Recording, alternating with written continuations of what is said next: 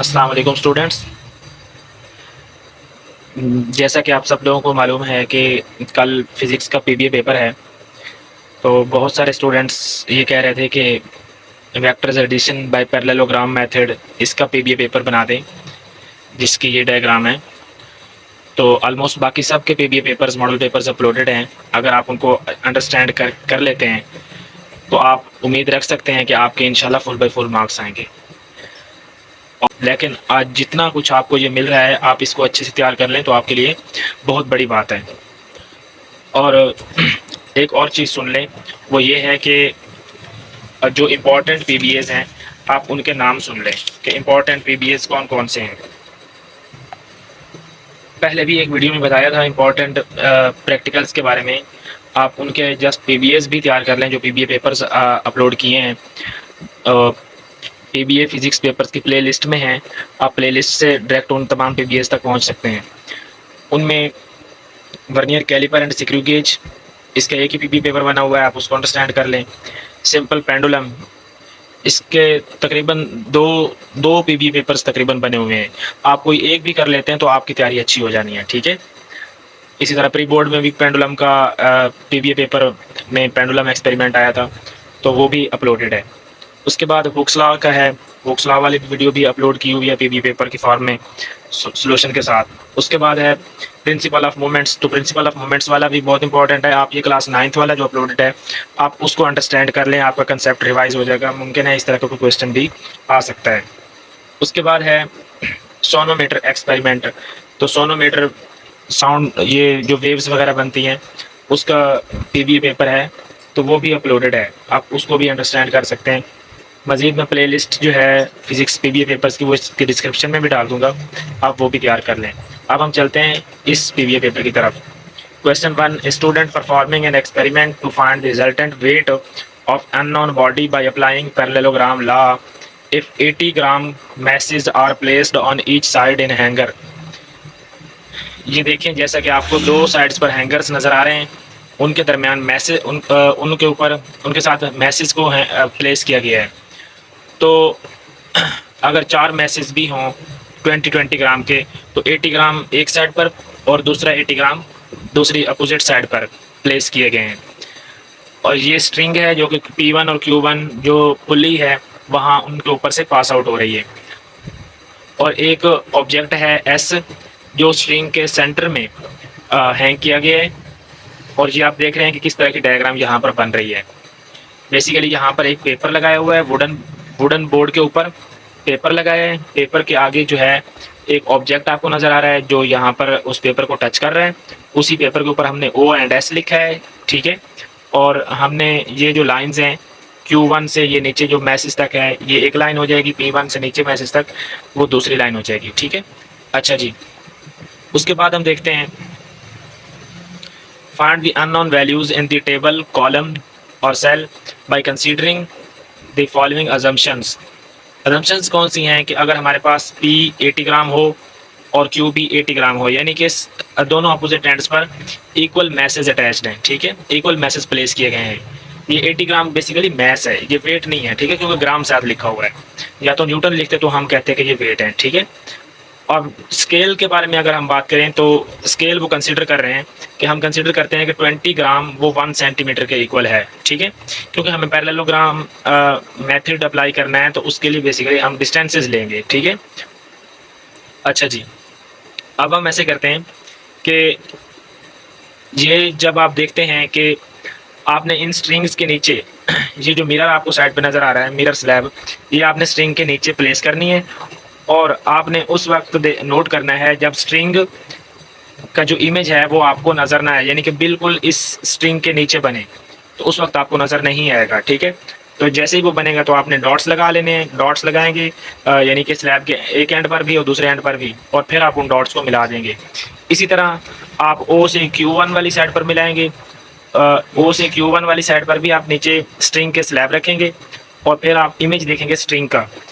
जहाँ पर आपको स्ट्रिंग का इमेज उस ग्लास स्लैब में नज़र ना आए तो उस वक्त आपने स्लैब के दूसरे एंड्स पर, दोनों अपोजिट एंड्स पर डॉट्स लगाने और फिर स्लैब हटा के लाइंस को मिला देना है।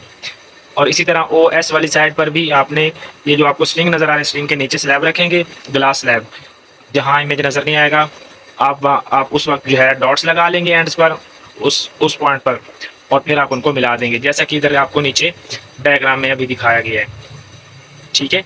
अच्छा, ये आपने लाइंस जब मिला ली उसके बाद क्या करना है, आप अपनी मर्ज़ी से रफली 4 सेंटीमीटर आप जो है वो लाइंस लगा लें स्केल के साथ। ठीक है। ओरिजिन से ए तक हमने कहा कि 4 सेंटीमीटर है, ओ से बी तक हमने कहा कि 4 सेंटीमीटर है, फिर ओ से सी जो है ये हमने दरमियान में लाइन लगानी है, और ये हमारे लिए इसको हमने फाइंड करना है। ठीक है। ओ सी बेसिकली हमें फाइंड आउट करना होगा।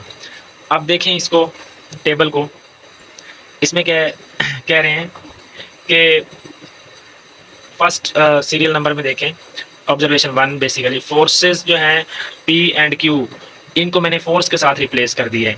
बेसिकली वहाँ पर तो मैस था, लेकिन मैस को मैंने वेट में कन्वर्ट कर लिया और वो वेट फोर्स के इक्वल आ गया। तो आपको मालूम है कि हमारे पास मैसेज थे 80 ग्राम, उसको किलोग्राम में किया तो 0.08 किलोग्राम बन जाएगा, और इसी तरह मल्टीप्लाई 10 करेंगे तो 0.8 न्यूटन बन जाएगा। ठीक है, वेट। तो पी और क्यू दोनों इक्वल मैसेज से, तो उनका वेट भी इक्वल आ गया 0.8 न्यूटन के। अब अगर हम एंगल की बात करें तो ये एंगल मालूम करना है, फिर कॉज अल्फ़ा या कॉज एंगल कॉज थीटा मालूम करना है। उसके बाद ओ ए एंड ओ बी, ये जैसा कि हमने कहा था कि ये इधर हमने खुद ड्रा करना है, चाहे तो 5 सेंटीमीटर, चाहे तो 4 सेंटीमीटर। ठीक है। ये ड्रा करने के बाद अब इसके बाद देखें sides O A 4, O A B 4, ओ सी हमें मालूम करनी है। साइड ओ सी जब हमें मालूम करनी है तो उसके लिए मेथड देखें। ओ सी साइड मालूम करने के लिए हमें याद होना चाहिए कि ओ ए साइड जो है उसको हम स्मॉल ए लिख रहे हैं।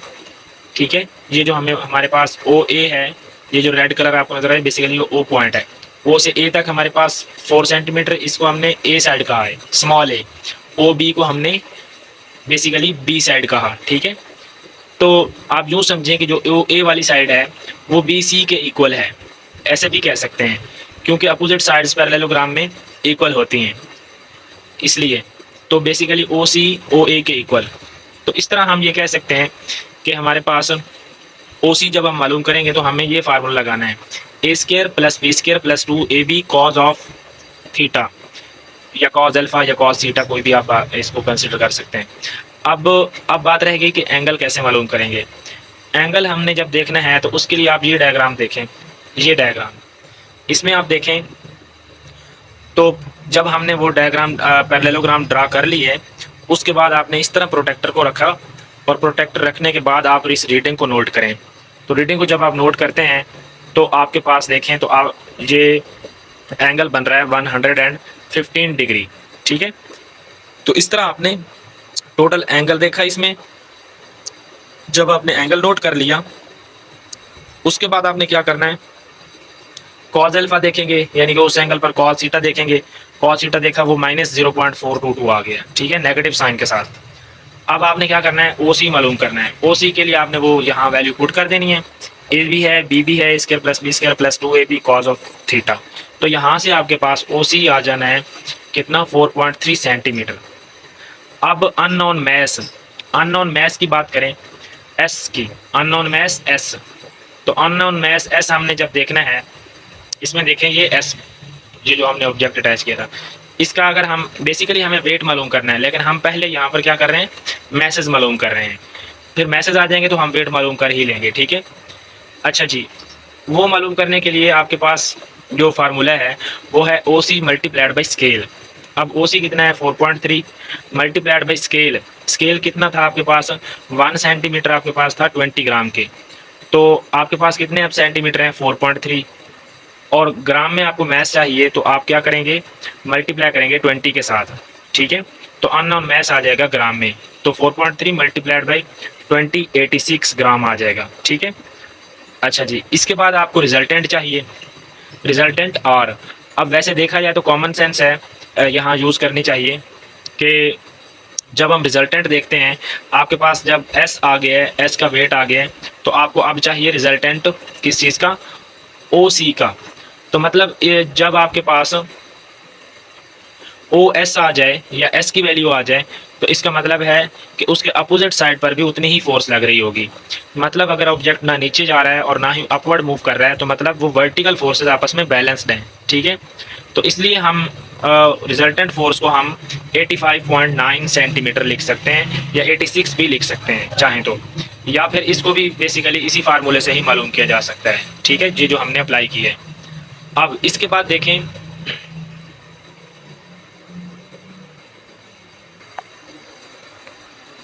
जी स्टूडेंट्स, जैसा कि आपको बताया कि ओसी अगर हमने मालूम कर लिया है तो आर जो है वो भी उसी के इक्वल ही होगा, क्योंकि वर्टिकल कंपोनेंट्स अपोजिट डायरेक्शन में एक दूसरे के इफेक्ट को कैंसिल आउट कर रहे हैं। तो इसलिए हम क्योंकि ना तो ऑब्जेक्ट अपवर्ड मूव कर रहा है और ना ही डाउनवर्ड मूव कर रहा है, so R is equal to O C, so O C is equal to 86 gram. इसको हम अगर किलोग्राम में करें तो 0.086 kg बन जाएगा डिवाइड बाई 1000 करने से। अब हमें क्योंकि वेट मालूम करना है कि वेट कितना है, ठीक है, हमें उन्होंने वेट की वैल्यू कही है, मैस नहीं कहे। तो क्योंकि डाटा हमारे पास मैस की फॉर्म में था इसलिए हमने फिर मैसेज से ही हम कंक्लूजन तक पहुंच रहे हैं।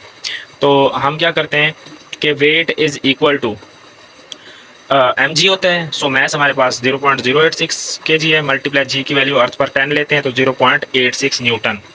ये इस तरह आपके पास अननोन वेट आ जाएगा बॉडी का, ठीक है। अब अगर एक और चीज़ है वो ये है कि फर्स्ट ऑब्जर्वेशन में सारी जो कैलकुलेशंस थी वो मैंने आपको समझा दी हैं। अब आपने ऐसे करना है कि आपने ये जो मेथड्स अप्लाई हुए हैं आपने बस इनको समझ लिया। अब नीचे वाली जो कैलकुलेशंस हैं ये आप खुद करेंगे, यानी कि ये आप खुद करने की कोशिश करें। ये जो सीरियल नंबर 2 में यानी कि सेकंड नंबर पे ऑब्जर्वेशंस हैं, जहाँ ये जो क्वेश्चन मार्क वाले कॉलम्स सेल्स हैं आप इनको खुद सॉल्व करके फिल करने की कोशिश करें। इसके बाद है नेक्स्ट चलते हैं, what are the sources of error in measurements in this experiment. Sources of errors क्या हैं इस एक्सपेरिमेंट में। उसमें देखें पुल्ली है friction between them and wooden surfaces, wooden surface use हुई है उस पर पुल्ली फिक्स की हुई थी, इसलिए जो है वहाँ पर फ्रिक्शन मौजूद हो सकती है। Please apply oil before starting the experiment, weights may not weigh accurately by spring balance, मुमकिन है कि वेट्स जो है वो सही तरह से एक्यूरेटली मेजर ना किए गए हों, ठीक है, स्प्रिंग बैलेंस के through. The spring of this spring balance may be suffer elastic lag so the reading may not correct. तो इस तरह के पॉसिबल एरर्स हैं जो हो सकते हैं, यानी कि स्प्रिंग बैलेंस की वजह से स्प्रिंग बैलेंस का स्प्रिंग अगर प्रॉपर वर्क एक्सटेंशन शो ना कर रहा हो, ठीक है, तो इस वजह से एक एरर हो सकता है जब आप मैसेज का वेट मालूम करते हैं। और उसके बाद है पुल्ली से, ठीक है, ये दो फैक्टर्स याद रखें। Where the threads junction can not come to rest at same position, threads junction एक ही पोजीशन पर रेस्ट पे नहीं आते, that is due to friction on the pulleys. The thread junctions does not come at rest at same position always. The friction can be reduced by oiling pulleys. Suspend weights are kept free to avoid changes in effective weight due to reaction of board or table. ये भी एक question था कि हम weights को freely क्यों suspend करते हैं, तो उसका आंसर भी इसी क्वेश्चन में आपको मिल रहा है कि suspended weights are kept free to avoid changes in effective weight due to reaction of the board और टेबल। तो इस तरह जो है ये आपका पीबी पेपर मुकम्मल हुआ है। दूसरा ये है कि इसी तरह का एक पेपर और मैंने बनाया हुआ है, वो मैं इसी पीबी पेपर के डिस्क्रिप्शन में डाल दूंगा, आप उसको भी अंडरस्टैंड करें। उसमें बाज़ औक़ात कहते हैं कि वर्टिकल कंपोनेंट मालूम करें, हॉरिजॉन्टल कंपोनेंट्स मालूम करें, और हाइपोटेनस के अलॉन्ग जो कंपोनेंट होता है, स्ट्रिंग के अलॉन्ग जो कंपोनेंट है, बेसिकली वो भी इसी एक्सपेरिमेंट का ही हिस्सा है। आप अगर करना चाहें तो आप उसको भी अंडरस्टैंड कर सकते हैं, वैसे वो अपलोड पहले का किया हुआ है, ठीक है, उसका लिंक मैं यहाँ डिस्क्रिप्शन में डाल दूँगा। बाकी उम्मीद है आपका पीबी पेपर बहुत अच्छा होगा इंशाल्लाह, और आप अपने आप को पूरी उम्मीद रखें। अल्लाह हाफिज़।